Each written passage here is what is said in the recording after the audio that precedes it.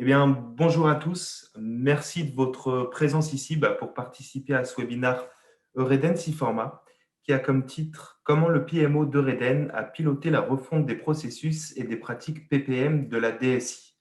Donc, vous l'avez compris, vous allez assister au retour d'expérience d'Eureden qui utilise Siforma depuis 1 an maintenant, dans sa version 7.1. Comme invité spécial, nous avons Aymeric Arnaud, qui est responsable du pôle gouvernance et urbanisation chez Eureden et donc qui occupe le rôle de PMO sur Siforma. Nous serons accompagnés aussi de Jean-Marie Josset, qui est consultant manager chez ASI et qui a participé du coup à l'implémentation d'Eureden. Et nous terminerons par moi-même, donc Yanis Roal, ingénieur d'affaires Siforma. Alors, comment va se dérouler ce webinaire? Donc, dans un premier temps, on va vous présenter l'entreprise Eureden, son contexte, qu'est-ce qui l'a amené à sélectionner un outil PPM. Et ensuite, nous passerons dans la phase d'implémentation, les bonnes pratiques qu'a pu mettre en place Eureden, et nous terminerons par les ROI et perspectives futures identifiées par Eureden. Et nous terminerons ce webinaire par une présentation des partenaires, donc 6 formats que vous connaissez, et ASI qui a participé à l'implémentation. Et en toute dernière étape, on aura une phase de questions-réponses.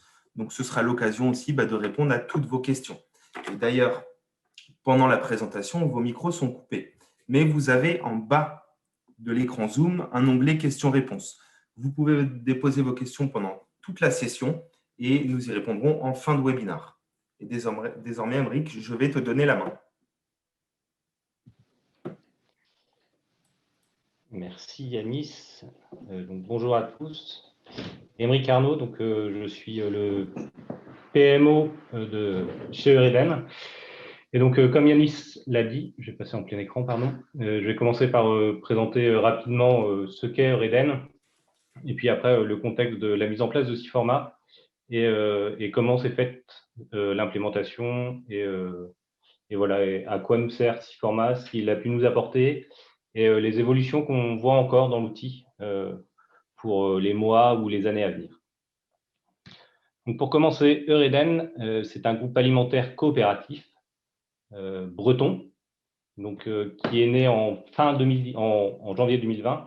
En fait, il est né de l'union de 2 coopératives bretonnes qui étaient le groupe Dossi et le groupe Triscalia. Et donc, fin 2017, il y a eu cette annonce. Au 1er janvier 2020, il y a eu le démarrage effectif de l'union. Et donc, depuis le début de l'année, on a eu la fusion des 2 coopératives avec la mise en place d'une gouvernance. Et donc, Eureden, en bref, c'est 20 000 coopérateurs, c'est-à-dire les agriculteurs qui sont, entre guillemets, actionnaires de l'entreprise Eureden. On a une 60aine de sites industriels, environ 300 magasins, donc essentiellement des points verts. Il y a 9 000 collaborateurs et Eureden réalise 3,2 milliards d'euros de chiffre d'affaires. Donc, les différents métiers, en fait, on a 6 branches d'activité principales qui sont au service des consommateurs et donc des agriculteurs coopérateurs également. Ce Eureden, c'est bien de la fourche à la fourchette. Donc, on a toute une partie sur l'agriculture, donc qui est directement en lien avec les agriculteurs, mais aussi les consommateurs citoyens. Et après, il y a toute une partie plutôt transformation. Donc, transformation de l'œuf, de la viande et des légumes sous forme surgelée avec frozen food ou sous forme de longue conservation avec long life.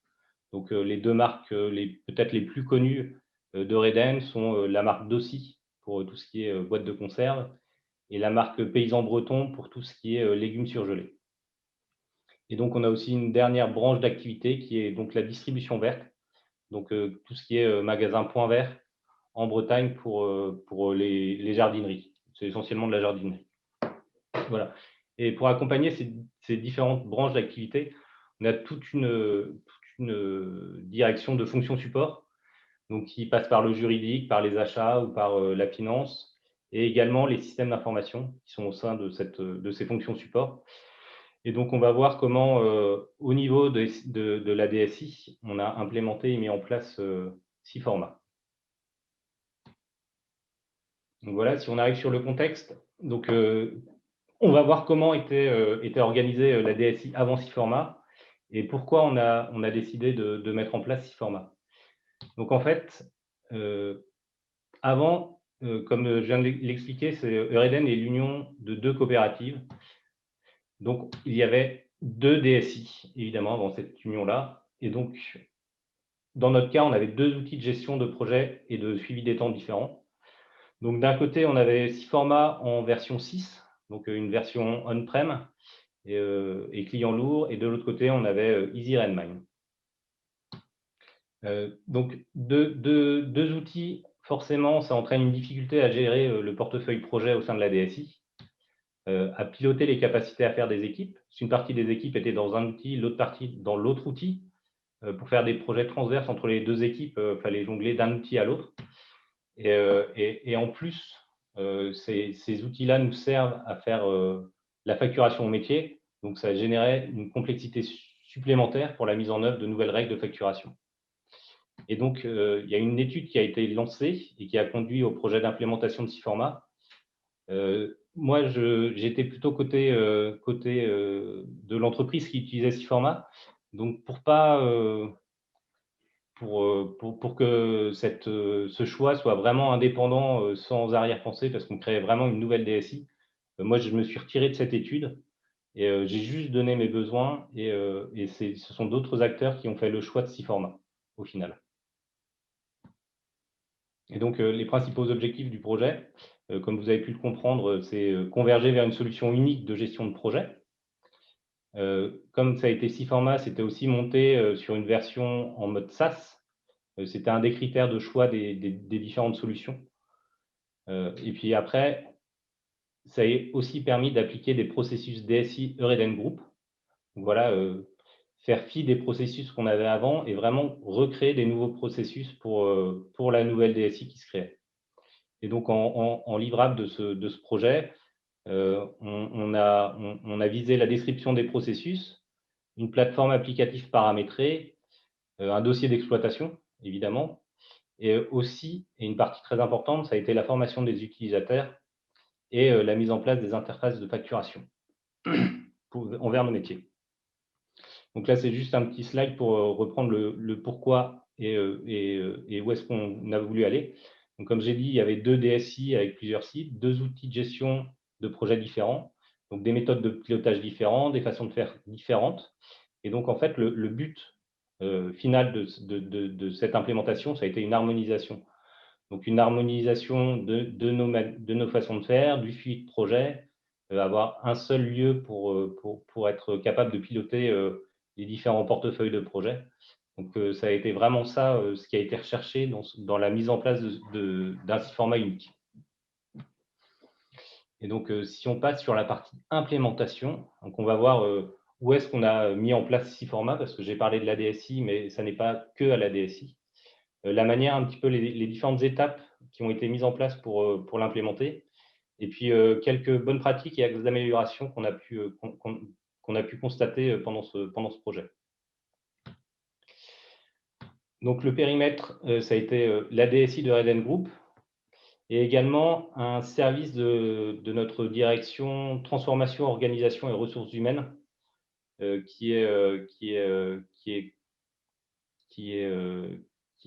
pilote en fait des projets métiers. Donc, c'est un ensemble de PMO, mais PMO au sens assistant, chef de projet, plus dans ce sens-là, ou chef de projet, vraiment pour piloter des projets de performance et d'organisation des métiers.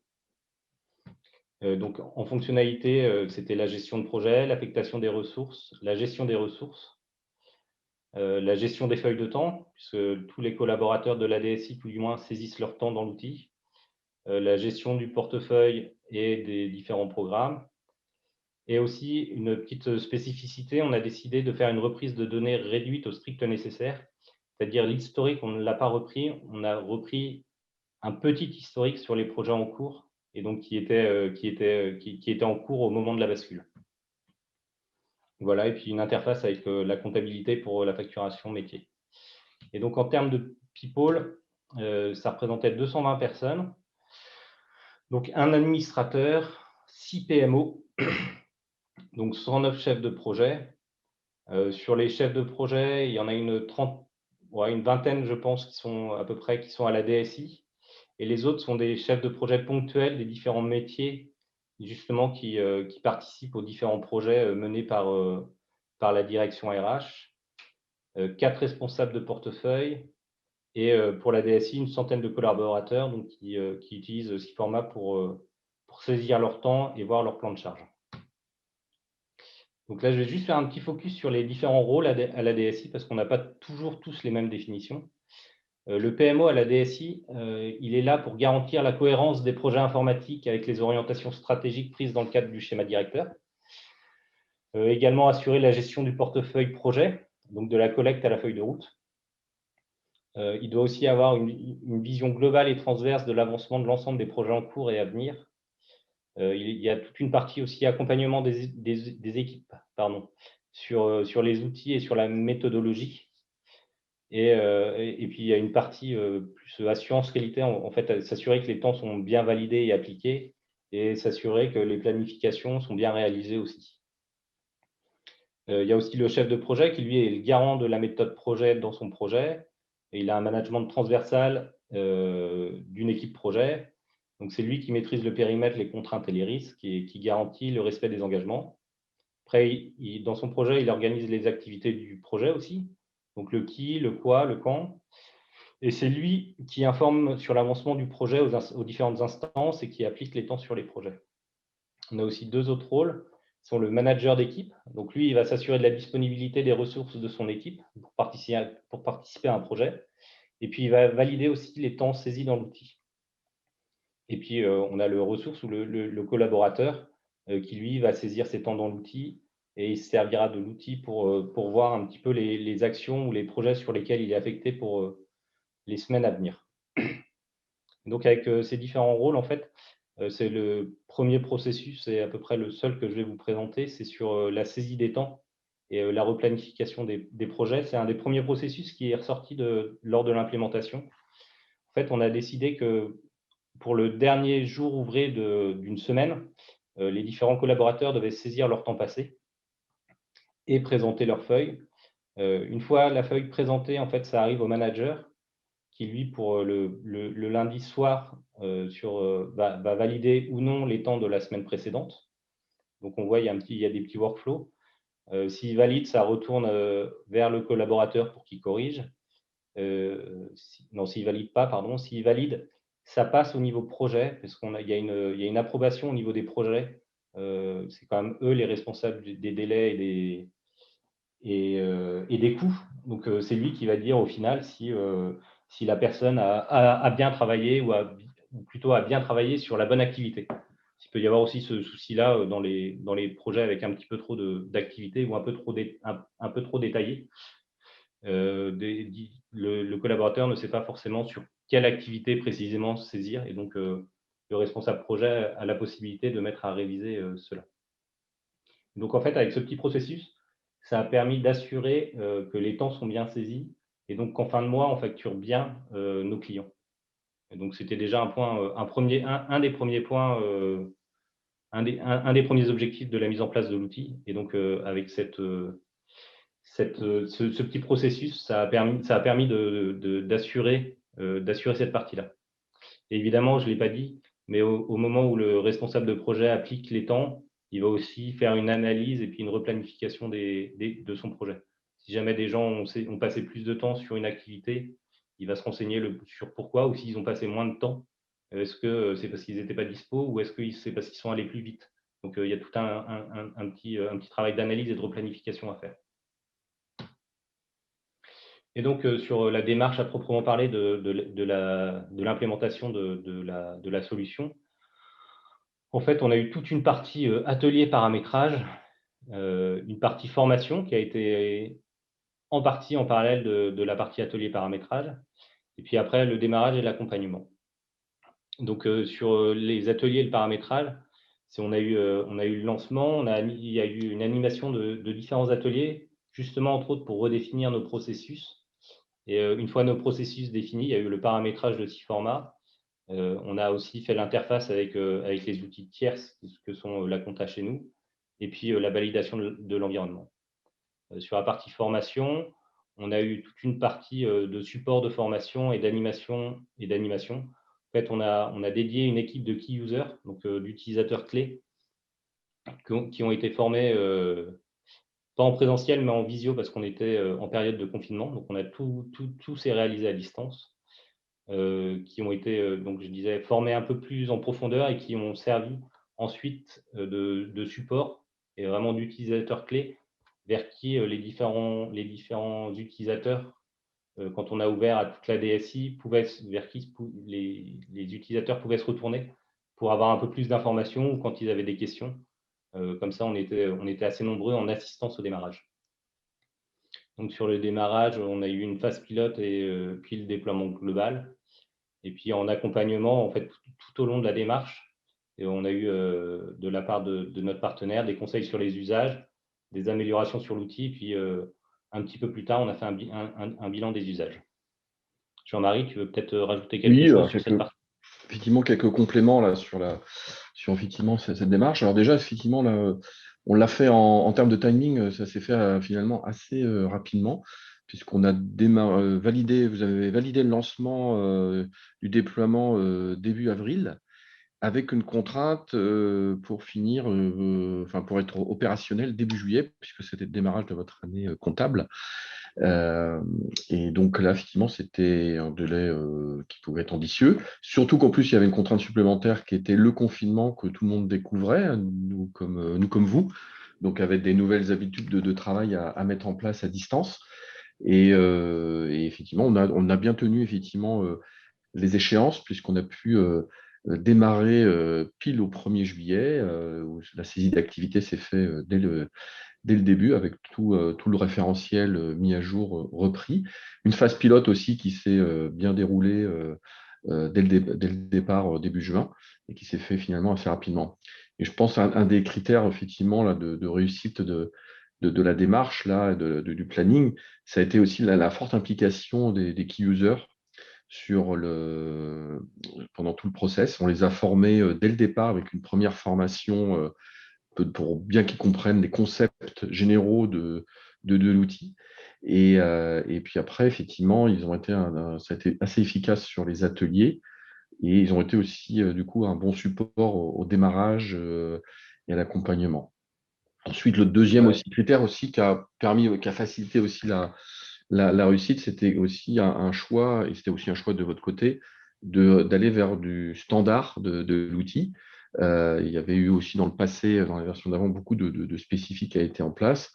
La solution offre effectivement, dans sa nouvelle version, beaucoup de fonctionnalités riches en termes de standards. Et effectivement, le fait de faire les choix et puis d'aligner ça sur vos processus a facilité effectivement la démarche dans les délais, en fait. Ouais, c'est ça. Et aussi un dernier point, c'est très rapidement, on a eu un environnement de recettes ou un environnement de bac à sable où les key users et toutes les personnes en fait qui étaient sur le projet ont pu jouer et appréhender l'outil rapidement et assez facilement en fait. Et ils ont pu faire leurs tests et voir un peu les différents types de fonctionnement et les différents concepts de l'outil. Ça, effectivement, la solution Siforma avec ce système, ce qu'on appelle out of the box, c'est-à-dire déjà tout un paramétrage standard, on peut déjà le démarrer, appuyer sur le bouton et le démarrer tel quel en utilisant toutes les fonctions. Donc, c'est ce qui a été fait finalement assez rapidement pour effectivement jouer. Puis après, on est rentré sur un peu plus de spécialisation par rapport au contexte. Oui, tout à fait.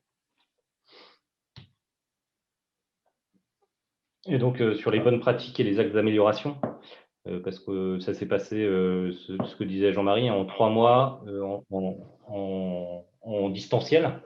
Tout a été fait en distanciel. Et en fait, ce qui est ressorti de cette implémentation, il y a quelque chose qui a été très apprécié et qui est toujours très apprécié. Dans Siforma, on peut définir des modèles de projet. Donc, en fait, quand on crée un projet, on va sélectionner un modèle de projet où les macro-activités sont déjà définies. On peut définir différents jalons. Et en fait, ça a permis de normaliser le suivi des projets. Donc, quand je crée un nouveau projet dans Siforma, il a un modèle prédéfini. Et voilà, et comme ça donne des jalons clés sur tous les projets qu'on peut suivre de la même manière. Donc voilà, les ateliers de définition des processus, ça a été quelque chose de très riche aussi. Et être accompagné aussi là-dessus, ça permet de… Parce que de temps en temps, on a des idées, mais avoir un petit peu d'état de l'art, ça permet de revenir à des choses qui peuvent être un peu plus rationnelles. Voilà, et puis ça nous oblige à revoir nos façons de faire. Donc, ce que disait Jean-Marie aussi, c'est une équipe de key users disponible. Ça, c'était quelque chose de très important parce qu'ensuite, c'est le dernier point, c'est la mise en place du support avec les key users pour l'accompagnement à l'ouverture de 6 formats. Donc voilà, on avait fait des formations, des petits guides d'auto-formation parce que l'outil reste, la prise en main reste assez simple. Mais c'est quand même important d'avoir une équipe en support et qui est là pour répondre à certaines questions et aussi, malgré tout, rassurer sur le changement. En fait, voilà, et ça rejoint ce que je mets dans les points d'amélioration. C'est le maître mot, c'est la communication et l'accompagnement et la gestion du changement. Donc voilà, c'est vraiment quelque chose de très important quand on met en place un nouvel outil et des nouveaux processus. Le plus compliqué, c'est la gestion du changement et donc la communication. Et un autre axe d'amélioration, c'est sur les tableaux de bord. Il y en a un certain nombre qui sont en natif dans l'outil. On peut en créer de manière relativement facile. Et l'important, c'est de bien définir les attendus quand on veut créer de nouveaux tableaux de bord. Nous, c'est quelque chose qu'on n'a pas assez fait. Et donc, suite à l'implémentation, j'ai eu des demandes de nouveaux tableaux de bord. Et en fait, il y a eu un problème de centralisation aussi de toutes ces demandes. Donc, on a créé des tableaux de bord où finalement, il y avait une ou deux données qui étaient utiles. Donc, plusieurs comme ça. Et en fait, au final, j'aurais pu ne faire qu'un seul tableau de bord avec les bonnes données plutôt que de devoir jongler entre plusieurs tableaux de bord. Donc, c'est quelque chose auquel il faut faire assez attention. C'est vraiment bien définir les attendus pour les tableaux de bord. Donc voilà, maintenant on va voir un petit peu le retour sur investissement, ou en tout cas ce que ça a apporté à Eureden, à la DSI de Eureden, et puis quelques fonctionnalités de ce format qu'on n'a pas utilisées au début et qu'on souhaite mettre en place maintenant parce qu'elles sont prêtes. Il faut juste qu'on apprenne, qu'on décide de s'en servir. C'est plus ça. Donc sur les retours, il y a une grosse partie évidemment sur l'harmonisation. Donc, ça a permis d'harmoniser notre gestion de projet et de redéfinir nos processus. La gestion des feuilles de temps également, tout le monde saisit au même endroit. L'interface avec la compta pour la facturation métier. Et la deuxième partie, c'est une vision, ça a apporté une vision et une centralisation des données. Et donc, ça permet d'avoir plus qu'un seul outil. C'est évidemment une vue centralisée du portefeuille de projet. Une vue aussi centralisée de l'état de santé des différents projets. Donc voilà, on peut avoir une vue macro au niveau portefeuille projet, on peut descendre au niveau des projets pour avoir un petit peu de détails sur l'état de santé des projets. Et je ne l'ai pas mis, c'est surtout, ça permet aussi d'avoir une vue sur la capacité à faire des ressources. Donc je ne l'ai pas mis, il est sous-entendu dans la gestion de projet mais ça permet de savoir si une ressource est suffisamment staffée, si elle n'est pas trop staffée, si elle n'est pas sous-staffée, à court terme et à moyen terme aussi. Et ça permet d'anticiper les futurs projets à venir et de savoir quelles ressources sont disponibles et savoir si aux dates souhaitées, on pourra réaliser le projet. Voilà, et ensuite, il y a aussi eu un déploiement sur d'autres entités. Donc, on a déployé ça aussi au niveau d'une entité qui est l'innovation, donc qui pilote aussi leurs outils là-dedans. Et donc, en fait, ça industrialise la méthode projet au sein d'Eureden d'une manière générale. En fait, on a tous nos outils, tous nos projets dans le même outil, enfin une partie tout du moins. Et donc, ça formalise, même si on n'utilise pas tout à fait les mêmes processus, ça formalise et ça industrialise un petit peu la façon de gérer les projets. Donc, voici quelques exemples de tableaux de bord. Donc, le premier, là, c'est une vue portefeuille. Donc, en fait, au niveau d'un portefeuille, on voit l'ensemble des projets qui sont en cours. Et puis, on a des petits indicateurs de coût, de qualité ou de périmètre ou de délai, et des liens vers des comptes rendus qui sont saisis dans SIForma. Là aussi, le consommer. Et puis, là, on ne le voit pas, mais on peut mettre les dates de début, les dates de fin et voir un petit peu si le projet est dans les clous ou pas. Donc, de manière macro. Puis ensuite, on peut zoomer sur un projet. Donc là, c'est une vue sur la synthèse des charges. Donc, c'est le consommé par rapport à la charge de référence, donc ce qui était annoncé au début, et puis la charge restante. Donc voilà, et puis sur le dessous de l'écran, il y a un petit résumé du projet. Donc, qui s'en occupe, une petite description qu'on ne voit pas. Donc, pourquoi ce projet-là, à quoi il sert, et puis qui sont les participants à ce projet-là. Et enfin, un rapport plutôt sur les ressources. Donc là, c'est pour une équipe donnée, on est capable de voir le plan de charge de l'équipe au global. Donc le petit graphe au-dessus, on a la charge disponible, la petite ligne jaune, et puis en dessous, c'est les charges affectées, soit de manière nominative. Donc on nomme une personne de l'équipe, soit de manière générique. Donc on ne sait pas encore qui va travailler sur le projet, mais on sait qu'il y a besoin d'une personne de cette équipe-là. Donc, on va affecter du temps à l'équipe, et puis ensuite au manager de dire bah voilà, c'est plutôt un tel ou un tel qui est disponible à ce moment-là pour travailler sur ce projet-là. Donc voilà, et pour finir, les fonctionnalités à implémenter, il y a deux fonctionnalités principales qu'on souhaiterait mettre en œuvre assez rapidement. La première, c'est les objets de travail. En fait, les objets de travail, c'est un petit peu pour faire du management visuel ou une sorte de Kanban, si on veut. En fait, on va pouvoir définir des cartes avec soit des actions, soit des livrables, par exemple, et affecter une personne dessus. Donc, en fait, ça permet de détailler un petit peu une activité dans le planning et de dire, bah voilà, en fait, plus précisément, dans cette activité-là, il y a telle et telles actions à faire, et puis ça va être telle et telle personne qui vont travailler dessus. Et ça permet d'éviter d'avoir un gestionnaire de tâches à côté. Donc, on met tout dans le même outil.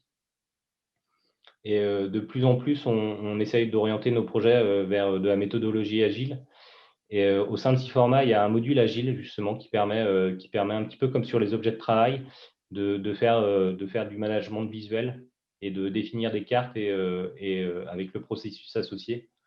Voilà, on définit les cartes à faire, je les prends, je les passe en cours en glisser-déposer, par exemple. Il y a une vision comme ça, vraiment de tableau en glisser-déposer, et qu'on souhaite mettre en œuvre assez rapidement pour, de la même manière, avoir tout dans l'outil.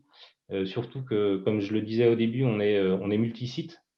Donc, on a deux principaux sites, mais on est à 2 heures de distance. Donc, avoir un seul endroit où on retrouve toutes nos infos et sur lesquels on peut collaborer et pendant une visio, l'afficher et puis dire OK, on voit tous la même chose. C'est quelque chose qui nous intéresse et qu'on souhaite assez rapidement mettre en place. Voilà, et c'était tout pour la partie Eureden. Donc, Yanis, je te rends la main. Très bien, merci Émeric, merci pour cette présentation. Donc, je prends la main, on va désormais présenter les partenaires qui ont accompagné Eureden dans l'implémentation de SIForma 7.1. Donc, on commencera par SIForma et ensuite on ira dans une présentation de notre partenaire ASI. Alors, pour vous présenter SIForma, on va commencer un peu par l'historique de l'entreprise. SIForma, c'est une entreprise qui a 40 ans d'expérience sur le marché de la gestion de portefeuille projet. C'est aussi une solution 7.1 qui est recommandée par des analystes, et ce tous les ans, par Infotech et le Gartner. Et aujourd'hui, ça représente 300 000 utilisateurs qui sont répartis dans 20 pays. Et d'ailleurs, la solution, elle est disponible en 8 langues pour que vous puissiez l'implémenter au niveau mondial si vous avez des entités dans d'autres pays. Vous avez juste en dessous une présentation de nos clients. N'hésitez pas aussi à vous rendre sur notre site internet pour voir les différents cas d'application, nos success stories qui sont affichés sur le site internet siforma.com. Donc, je vous invite aussi à vous rendre sur ce site-là. Mais en tout cas, on est capable de vous accompagner, peu importe le type de projet que vous gérez, que ce soit des projets IT, des projets de recherche et développement ou d'autres projets plus orientés, par exemple, sur la gestion des ressources. Et on aura différentes méthodologies et la possibilité d'adapter la solution en fonction de vos besoins. Donc, comme vous le savez peut-être, aujourd'hui, Siforma commercialise la version 7.1 de son outil, qui est une version évolutive qui voit apparaître de nouvelles releases tous les 2 mois. Et finalement, qu'est-ce que couvre cette version 7.1 de Siforma? En fait, elle va couvrir vos projets de leur début jusqu'à la fin, et ça va se représenter sous 3 axes. Le premier axe va être vraiment stratégique. On va identifier des idées, des études d'opportunité, donc des phases avant-projet, pour pouvoir les mesurer, savoir l'impact qu'elles vont avoir sur nos projets. Et ensuite, au niveau portefeuille, on pourra sélectionner les projets à lancer et donc les projets qui sont le plus intéressants pour vous, que ce soit en fonction de votre stratégie, de votre capacité à faire ou même de votre budget. Le deuxième axe, lui, est vraiment opérationnel. On va vous permettre de planifier vos projets avec différentes méthodologies. Vous allez pouvoir, comme le disait Émeric tout à l'heure, identifier les ressources qui vont travailler sur vos projets, qu'elles soient génériques ou nominatives. Et votre projet, finalement, sera planifié. Et on rentrera dans le troisième axe, qui est l'axe d'exécution, où cette fois-ci, on va suivre finalement les projets. Donc, en passant par la feuille de temps, les avancements aussi par le chef de projet. Donc, ce qui vous permettra d'avoir un suivi en temps réel de votre projet. Et le tout sera consolidé finalement à travers différents reportings qu'on va retrouver à tout niveau de la solution. Donc, il y aura des reportings pour le chef de projet, pour les responsables de ressources, mais aussi pour les PMO. Donc, finalement, pourquoi cette version de 7.1 de Siforma et pourquoi nos clients la choisissent? Il va y avoir 4 axes. Là, le premier axe, c'est que c'est une solution complète. C'est-à-dire qu'en standard, Siforma va proposer toutes les fonctionnalités avancées pour vous permettre de faire de la gestion de projet, de portefeuille et même de programme. C'est aussi une solution qui est flexible et évolutive, c'est-à-dire que vous allez définir les fonctionnalités à implémenter. Et en fonction de votre montée en maturité, vous allez pouvoir activer différentes fonctionnalités. Le troisième axe, c'est que Siforma est livré avec une configuration standard, qui est out of the box, comme le disait Jean-Marie tout à l'heure, mais qui est aussi paramétrable, donc qui peut totalement s'adapter au process que vous avez dans votre entreprise. Et le dernier axe, c'est que Siforma recherche toujours le juste milieu entre fonctionnalité avancée et simplicité d'utilisation. Donc ça, c'est vraiment avec un objectif d'optimiser la conduite du changement au sein de votre entreprise. C'est aussi une solution qui va présenter des retours sur investissement. Il y aura 4 grands axes finalement. Le premier, c'est améliorer le succès de votre projet. C'est pouvoir livrer vos projets dans le délai prévu, mais aussi pouvoir maîtriser votre budget. Le deuxième axe est vraiment stratégique. C'est identifier les bons projets à lancer, savoir quel projet lancer plutôt qu'un autre en fonction de votre stratégie ou même de votre capacité à faire. Le troisième axe, il est vraiment orienté sur les ressources. C'est avec Siforma et les fonctionnalités de planification qu'on propose, c'est vous permettre d'avoir accès au plan de charge de vos équipes. C'est maîtriser votre capacité à faire pour savoir si vous allez pouvoir lancer de nouveaux projets. Et le dernier axe, il est vraiment orienté sur la productivité. C'est vraiment limiter au maximum les actions qui n'ont pas de valeur ajoutée ou qui ont le moins de valeur ajoutée. Je pense notamment au compte rendu. Beaucoup d'entre vous passez beaucoup de temps à créer des comptes rendus quand vous n'avez pas d'outil PPM. Finalement, Siforma va vous donner accès à toutes les informations de vos projets pour simplifier, accélérer la création des comptes rendus. Et on va finir par la présentation de Siforma par notre vision. La vision de Siforma, c'est vraiment une vision de partenariat. C'est vous permettre d'avoir un outil qui correspond à vos besoins, mais c'est aussi vous accompagner, vous aider à monter en maturité. Et nos clients nous le rendent bien. En général, ils restent une dizaine d'années avec Siforma. C'est même plus dans le cas de Reden ici présent. Et en plus de ça, on va mettre un certain nombre de ressources à votre disposition. Vous allez avoir accès notamment à un support dédié. Ce sera toujours la même personne qui connaît la configuration que vous avez réalisée. Ce sera aussi un Customer Center où vous retrouverez des informations sur nos releases, nos fonctionnalités. Vous allez y retrouver des aides-mémoires. C'est régulièrement des événements, donc un club utilisateur qu'on fait tous les ans à l'automne, mais aussi des différents webinars qu'on fait tout au long de l'année sur des thématiques ou même pour présenter des retours d'expérience comme on est en train de le faire aujourd'hui. Mais ça va aussi aller plus loin. C'est l'assistance d'un Customer Success Manager qui va vous aider à surmonter les difficultés que vous pouvez rencontrer. Donc, c'est vraiment un accompagnement sur le long terme qui est envisagé par Siforma. Et désormais, on va laisser ASI, donc notre partenaire, qui a implémenté l'outil Siforma chez Eureden. Je te laisse prendre la main, Jean-Marie. Oui, donc ici, on est une ESN effectivement qui travaillons depuis 27 ans. On est répartis un peu partout en France dans les grandes métropoles françaises, avec un barycentre un petit peu plus axé sur l'Ouest, puisqu'on a une origine nantaise de la société. On a effectivement, c'est une société donc, du coup, de 450 collaborateurs qui travaillons avec plus de 100 clients actifs actuellement. Comment on est organisé donc, on est organisé en 4 directions régionales. Donc, effectivement, Bretagne Nord, Atlantique, Nord et puis Sud-Est. On est organisé avec un cabinet de conseil, Transformation Vincent, dont on fait partie, qui apporte cet accompagnement effectivement opérationnel dans les usages et digitaux, dont fait partie effectivement Siforma. Et on a aussi un studio de web design spécialisé dans la conception et l'ergonomie d'applications ou de différents effectivement, produits qui servent. Donc là, je sais qu'on peut s'appuyer effectivement sur le studio pour fabriquer effectivement des supports, des leaflets dans le cadre de déploiement d'outils. Et on a aussi des centres d'expertise sur différentes technologies, comme effectivement des projets mobiles, d'IoT ou de data ou de développement effectivement sur différentes technologies. Et c'est vrai qu'on peut aussi profiter de cette expérience pour développer des interfaces avec des outils tierces avec Siforma. Plus particulièrement, si tu fais un focus sur, donc là, effectivement, sur le panel de nos principaux clients actuels, effectivement, on voit qu'effectivement, nous sommes dans tous les secteurs d'activité. On a un portefeuille effectivement d'activités assez diversifié, qui va effectivement de la banque assurance jusqu'à l'industrie, au service public et passant par la distribution aussi.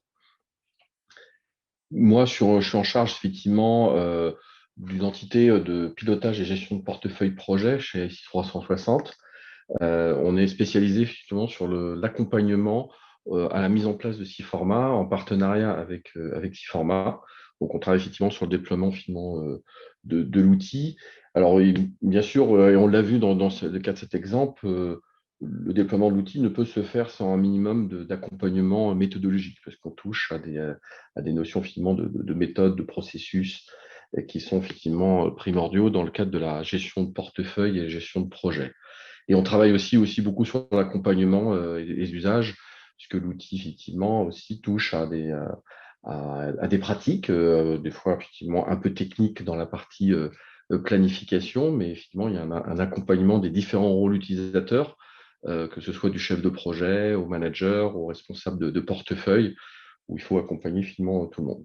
Et nous avons effectivement environ 50 clients sur lesquels nous accompagnons effectivement autour de la solution Siforma, et on est une équipe de 10 consultants certifiés.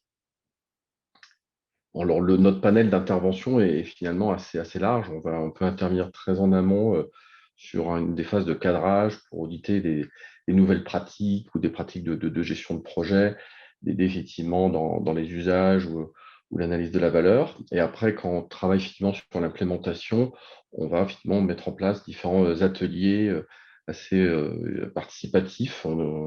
Et on est dans une démarche aussi très itérative, très agile dans la mise en place de Siforma, qui permet de faire en quelques ateliers itératifs, de bien concevoir et d'adapter la solution au contexte. Et après, effectivement, on a des adaptations, bien sûr, beaucoup de paramétrages sont à faire dans Siforma. Puis il peut y avoir quelques effectivement travaux, des fois, de plus techniques informatiques, d'interfaçage si besoin est, sur lesquels on intervient. Et puis on intervient jusqu'à la phase de conduite du changement sur effectivement tout ce qui est formation, accompagnement, plein d'accompagnement auprès des utilisateurs. Merci Jean-Marie d'avoir présenté ASI. On va désormais passer dans la phase de questions-réponses. Donc, il y a pas mal de questions qui ont été posées. On va en prendre, on a encore un peu de temps, donc on va répondre aux différentes questions qui ont pu être posées. Alors, on va avoir une première question à laquelle on a partiellement répondu, qui est: avez-vous appliqué le standard de 6 formats ou y a-t-il une customisation de l'outil par rapport à vos besoins? Alors, je peux me permettre de répondre, avant que tu compléteras, Émeric, sur le sujet. C'est vrai on a beaucoup appliqué le standard, hein. Et alors, il reste quand même une partie, ce qu'on appelle customisation, mais alors, ça a été plutôt de l'adaptation, donc les workflows, les processus ont dû être ajustés je dirais au statut, au contexte organisationnel des processus de Reden. Mais ça fait partie, je dirais, de la partie finalement qui peut être changée dans le standard, en fait. Donc ça reste finalement assez à la marge. Après, bien sûr, il y a effectivement un certain nombre de périmètres. Et puis après, ce qui a été un peu plus ajusté, ce sont les parties tableau de bord pour intégrer les indicateurs, ou en tout cas l'affichage des indicateurs standards qu'il y avait dans certains formats de tableau de bord. Puis après, je pense que c'était une volonté aussi de Reden de rester proche du standard. Il y avait eu dans le passé, effectivement, sur la version PS Next, beaucoup de spécifiques, de personnalisation qui a été faite. Et, il y avait des problèmes après de maintenance, de suivi même après pour faire monter les versions. Donc ça faisait partie des enjeux du projet d'essayer d'être proche du standard. Et déjà avec le standard, il y avait aussi une complétude des fonctionnalités qui faisait que déjà aussi il fallait que l'organisation Oreden maîtrise déjà ces fonctionnalités standards avant d'y aller dans un peu plus de spécifique. Ouais, c'était vraiment ça. C'était un des objectifs, c'était de faire du standard. Chez nous, le spécifique, c'est tabou. On en viendra tous à bout. Donc, il y a forcément un petit peu de spécifique ou de customisation à mettre en œuvre. On a quelques besoins qui ne sont pas en standard. Donc, on a demandé à essayer de modifier un écran partie pour ajouter une zone de texte ou un champ de saisie libre. Mais c'est pas aller c'est pas aller plus loin en fait. Et voilà. Et après, c'est sur les processus, mais le paramétrage des processus, c'est presque du standard, quoi.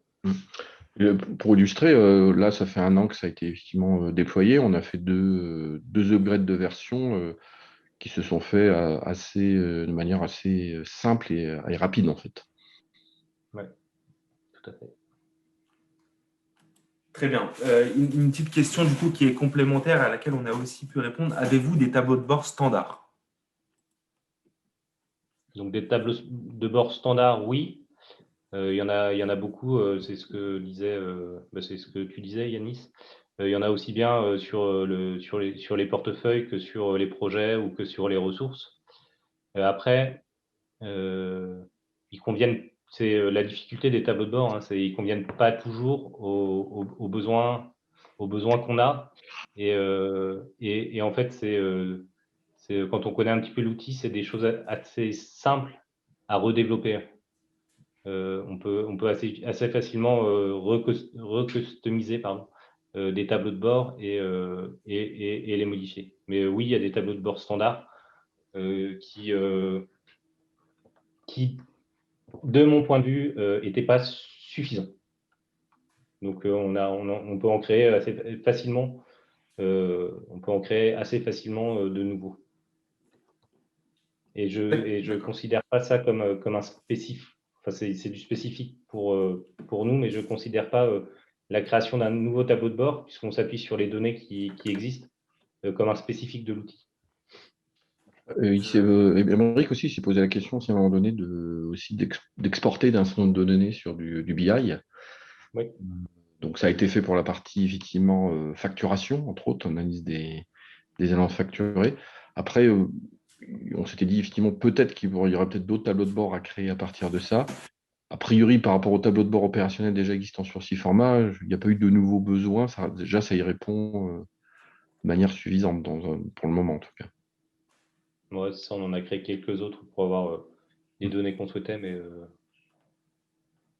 voilà, et puis je pense qu'il y en a des nouveaux besoins qui vont apparaître aussi avec l'utilisation en se disant tiens, il nous manque ça, on aimerait le voir. Très bien. Autre question, alors peut-être plus pour Jean-Marie, celle-ci. Le paramétrage de l'organisation peut-il être revu lors d'un changement de direction qui désire revoir toute cette dernière? Je connais la Oui, alors réponse. il y a effectivement, ça arrive, hein, il y a un process dans ce format de ce qu'on appelle de réorganisation. Donc on peut lancer toute une procédure de réorganisation dans ce format et c'est assez bien géré puisque ça reconduit les droits d'accès suivant comment on rechange et on peut même faire une simulation pour les grosses réorganisations. Donc c'est prévu effectivement dans l'outil ces changements d'organisation. Merci Jean-Marie. Alors une question plus pour... Et je peux témoigner, on l'a fait et ça fonctionne bien. Ok, très bien. Une autre question. Bonjour. Est-ce que vous gérez les coûts externes dans l'outil? Faites-vous de la simulation de portefeuille? Une double question. Alors sur les coûts externes, côté Reden, oui, on les gère et on les envoie même en facturation. Sur la simulation de portefeuille, on n'est pas très mature là-dessus. C'est faisable, mais on n'est pas très mature, donc on ne s'en sert pas suffisamment. Ce sera la prochaine étape. C'est ça, et c'est ce que je présentais. On a une multiplicité d'activités et de clients qui n'ont pas tous non plus les mêmes maturités en termes de projection et de projets à venir. Donc, on s'en sert, mais à minima. D'accord. Alors, une autre question. Bonjour. Au niveau des ressources, jusqu'à quelle échéance avez-vous de la visibilité d'occupation? 3 mois, 6 mois, 1 an?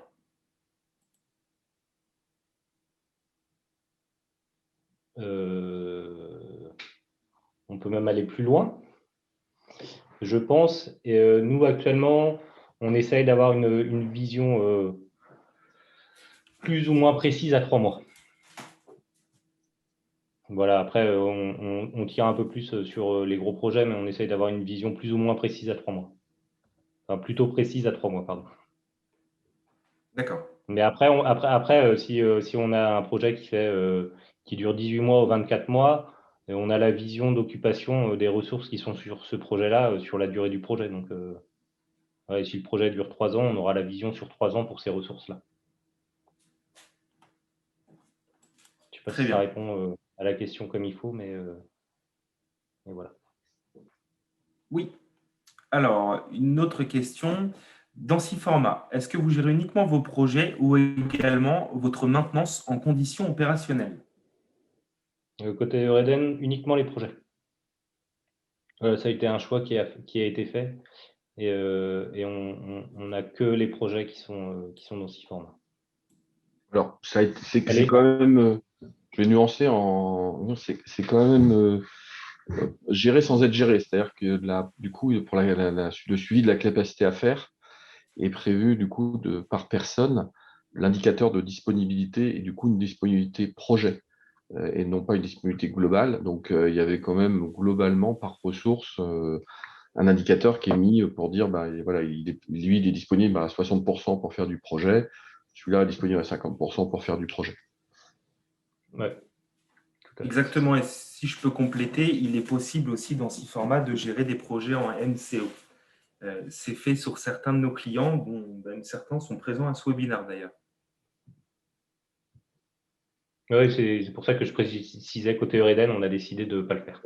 C'était un choix, c'était une discussion effectivement en atelier, parce d'ailleurs il y avait des partisans du pour le gérer, d'autres du contre, et la direction a tranché en disant voilà, la priorité c'est d'abord l'objectif c'est de planifier les projets, le delivery, et on vous attend là-dessus.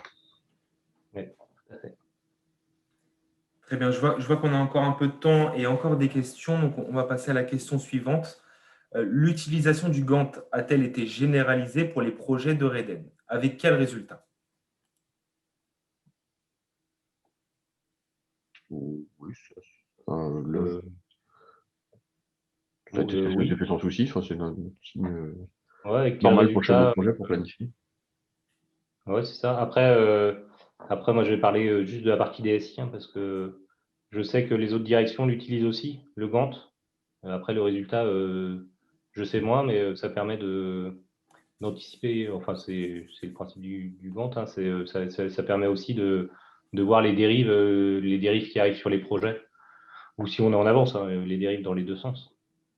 Et voilà, ça a des impacts et c'est un des moyens aussi ou une des façons de représenter avec les métiers, de présenter l'avancement du projet. Alors, après, on a utilisé quand même une fonction complémentaire sur le Gantt qui s'appelle les phase gates, c'est-à-dire qu'il y a c'est vrai que suivant les projets, les chefs de projet, il y en a qui mettent plus ou moins de détails dans leur projet, suivant la complexité et puis souvent comment ils veulent aussi suivre. Et pour homogénéiser les reportings et les synthèses, on a été défini dans les modèles et puis dans des règles un certain nombre de jalons et de phases clés et qui du coup servait de manière plus macro en termes de portefeuille à synthétiser le suivi effectivement des projets. En fait. Ouais. D'accord. Alors, une autre question, est-ce que vous gérez des ressources génériques?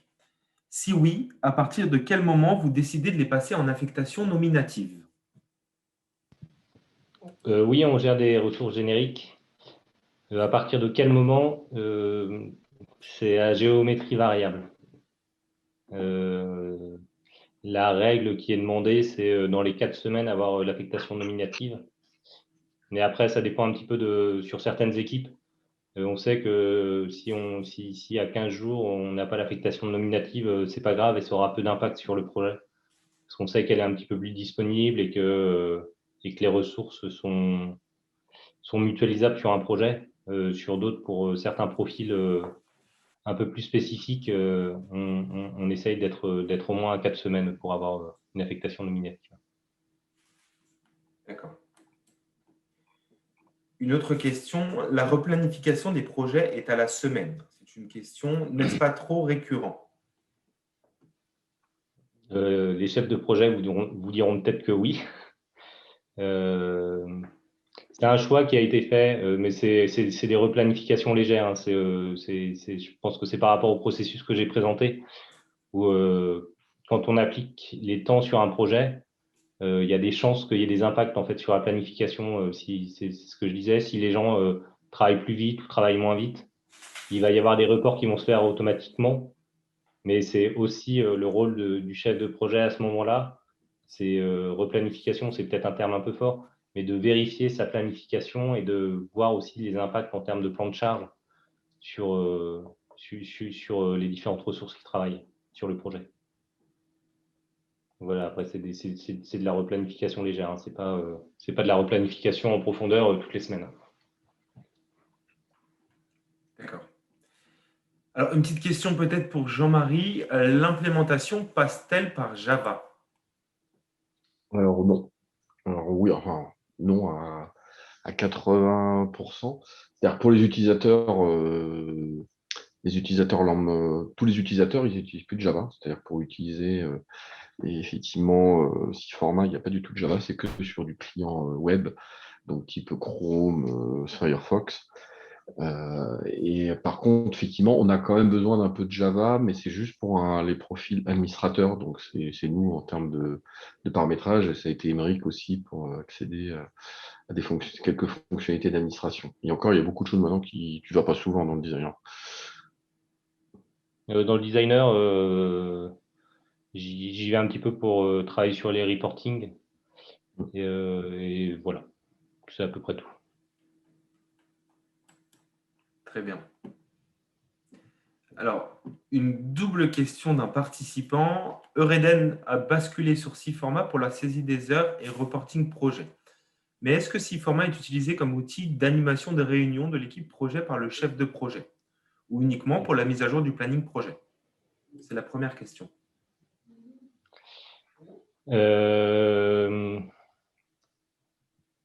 On souhaiterait que ce soit utilisé comme un outil d'animation.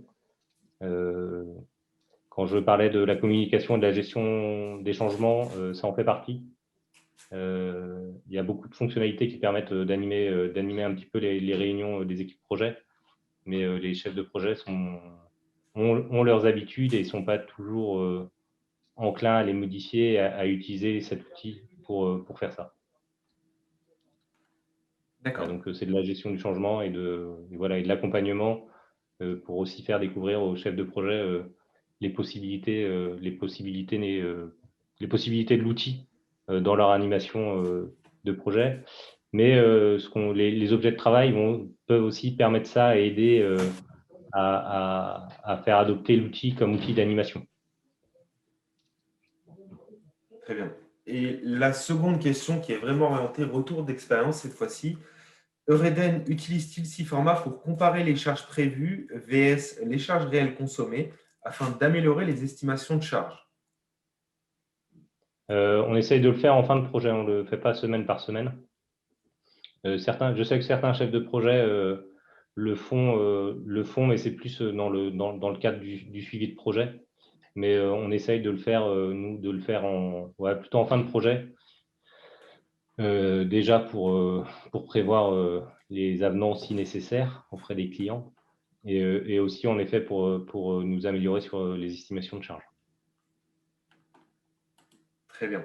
Il nous reste encore 2 minutes, donc on va essayer de prendre encore deux, trois questions. Une question, bonjour. Faites-vous du suivi budgétaire des projets au travers de Siforma? On en fait en partie.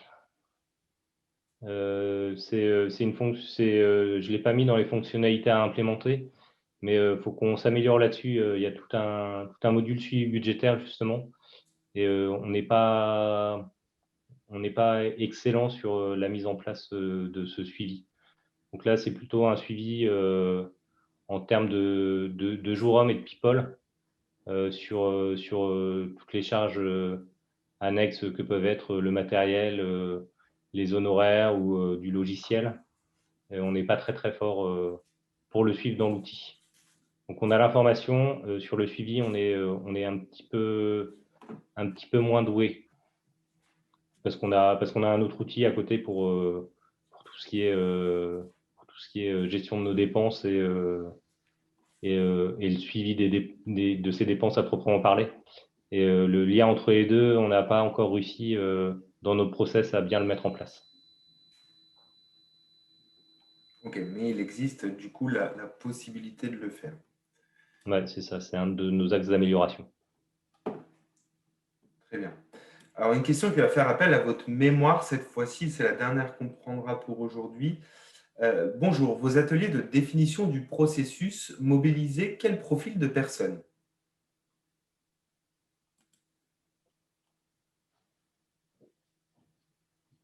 On a mis des chefs de projet, un gestionnaire de portefeuille projet. Responsable d'équipe. Un responsable d'équipe. un manager d'équipe, ouais. Et on devait aussi avoir un collaborateur, peut-être un peu moins sur les process. On a exclu le métier. C'est la question parce qu'on a estimé que le processus projet à proprement parler était vraiment de la cuisine interne à la DSI, même si ça a forcément un petit peu d'impact sur nos métiers. Mais voilà, on l'a fait en interne, donc avec des chefs de projet qui sont les premiers, en première ligne de ces processus, les managers d'équipe pour la définition et vérifier les capacités à faire, et un gestionnaire de portefeuille projet qui est en amont du lancement du projet. Donc, c'est important qu'il soit là aussi. Très bien. Et je vois qu'il est désormais 15h01. On va pouvoir clôturer cette session. J'aimerais déjà remercier Aymeric et Jean-Marie pour cette présentation et remercier aussi tous les participants pour vos questions, mais aussi pour avoir participé à ce retour d'expérience. Merci à tous. Et bonne fin de journée. Merci à tous. Bonne fin de journée.